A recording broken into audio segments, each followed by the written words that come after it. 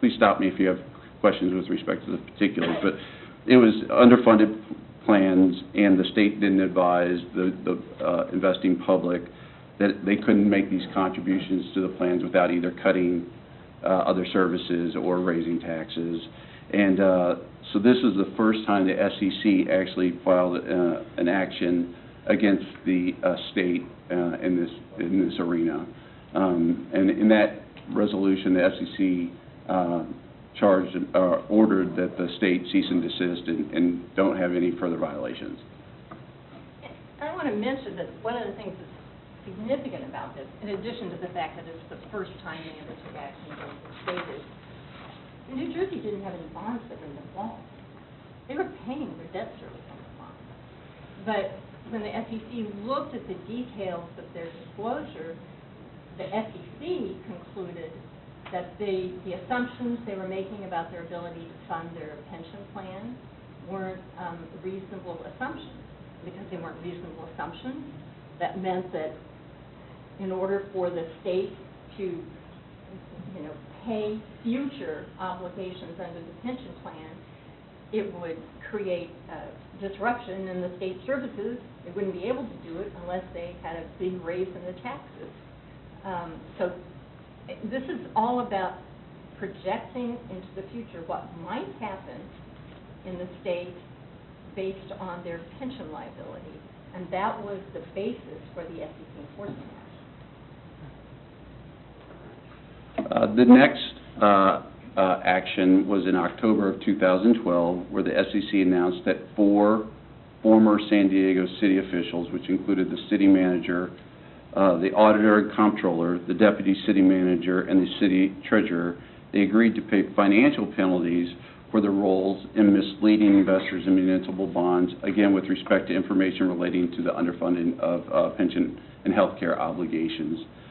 The SEC alleged that the officials knew of the underfunding and that the city would have difficulty funding their obligations again unless they cut services or raised taxes. And they fined these 3 city officials $25,000 and 1 was a $5,000 fine. And the SEC and SEC officials stated in connection with the fines that municipal officials have a personal obligation to ensure that investors are provided with complete and accurate information about the issuer's financial condition. And this was another first. It was the first time the SEC secured a financial penalty against city officials in a municipal bond fraud case. In the third pension, the trilogy of these pension actions, in March of 2013, actually the SEC in 2013 became pretty active, and in March of 2013, the SEC charged the state of Illinois with securities fraud, again for misleading bond investors, with respect to how the state approached its funding obligations with their plan. And a lot of fact specifics associated with it. There was some legislation that was changed. There were some ramp-up periods. There was a pension holidays where they didn't have to make contributions. But in fact, they said that their approach was just faulty. And they, in fact, in that instance, again, it was a cease and desist order assessed by the SEC.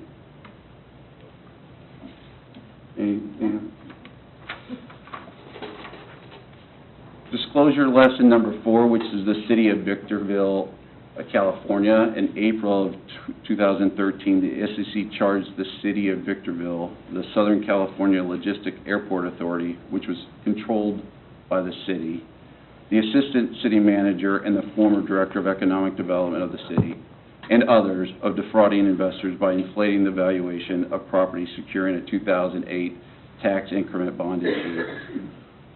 In this case, the inflated values allowed the airport authority to issue substantially more bonds. And the inflated values meant that their security to repay the bonds were diminished. And so they found out about it, filed an action against the city of Victorville.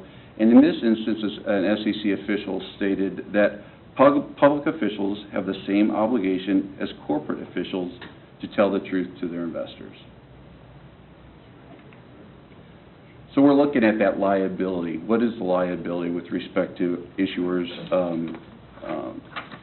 city officials, and other issuers?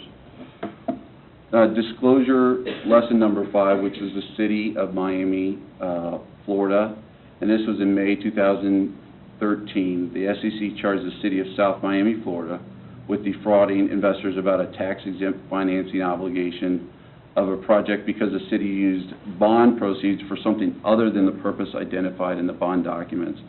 This project involved a mixed use and a garage project, which eventually became under control of a private developer, and it jeopardized the tax-exempt status of these bonds.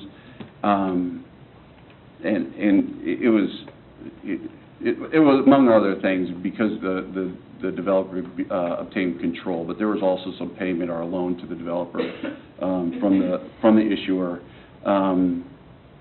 What, in this instance, the city, and it was through a conduit issuer, it was an intermediary issuer, they paid $1.4 million to preserve that tax-exempt status of their bond. That's a big chunk of change.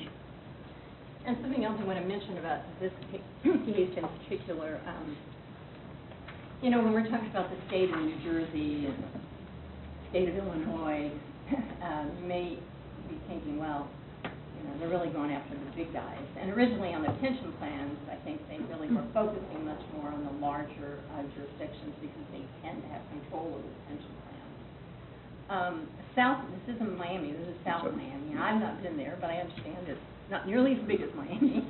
And I had attended a conference last September where there was a spokesperson from the SEC discussing all of these disclosure matters. And that person from the SEC made a point of saying, we don't want anyone to be under the impression that when it comes to disclosures, that our focus is just on big issuers. In their mind, South Miami was a relatively small issuer, and he said, you know, we're going after failures in disclosure, and it's not based on the size of the entity. So, at least according to that spokesperson, you don't get any automatic cutoff points if you're over a certain size as the city. Only were that were the case.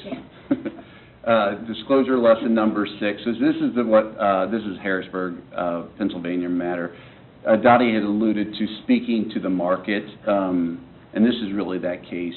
The really interesting case. In May of 2013, the SEC announced a resolution. It resolved this matter, an enforcement action against the city of Harrisburg, Pennsylvania, for violation of securities laws due to the city's failure to provide annual financial information to the marketplace following the issuance of the city's bonds. This resulted in requiring investors to look other places to determine the financial health of the city.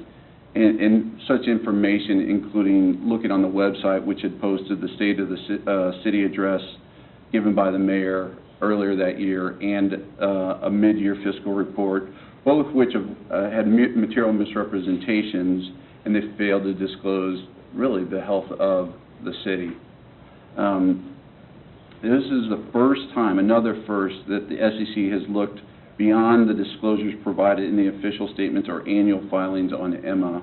The city was required to adopt some procedures to make sure that they didn't do it again, but this is really one of the ones that rippled through our areas where what is actually presented in what forum and how is that going to represent the city. And so it's been discussed quite a bit in our circles, and I don't know if you have anything to add, Dottie. No? I think that covers. This is the city of Miami, Florida, and this was, again, this is the summer of 2013. The SEC filed a lawsuit against the city of Miami and the city's former budget director, charging them with securities fraud for making faulty disclosures in connection with 3 bond offerings.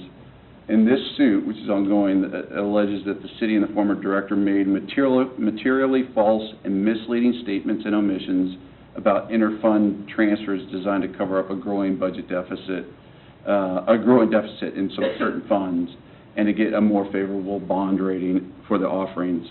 In this case, the city of Miami was actually under a cease and desist order from 2003, and they violated that cease and desist order.